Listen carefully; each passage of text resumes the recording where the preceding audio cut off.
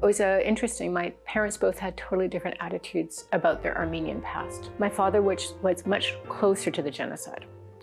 Both of his parents were orphans from the genocide. He was extremely tender and emotional around it, like really easily triggered to tears around it. There was a song called Yeraz, which means dream, which he remembers his mother singing to him, and so, which was about a memory of a place. And so I was, trying to imagine this orphaned child. We don't actually know what she remembers at all, or what age. So she did what was called the death march from their hometown through to Aleppo.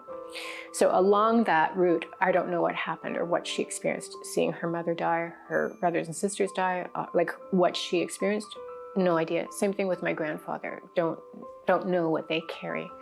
I know that when I see pictures of them, their eyes look kind of terrified and lost, like even as adults. They became parents without having parents.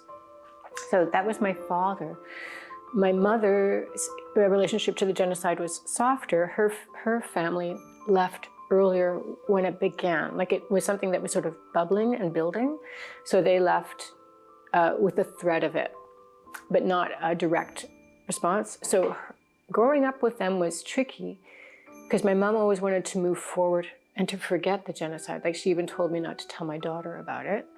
Whereas my father carried it more directly. They didn't really actually respect each other's place around that. Because they came from such a mixed background, they made a decision to bring us up with one language and one identity, which was also part of the landscape of Canada at that time. I was brought up without Armenian.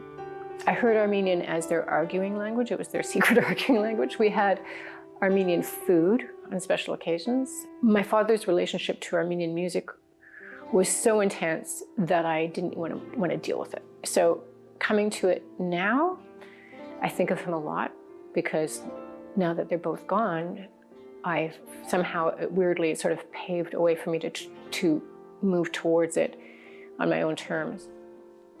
Yeah, so he would be interested in this now, for sure.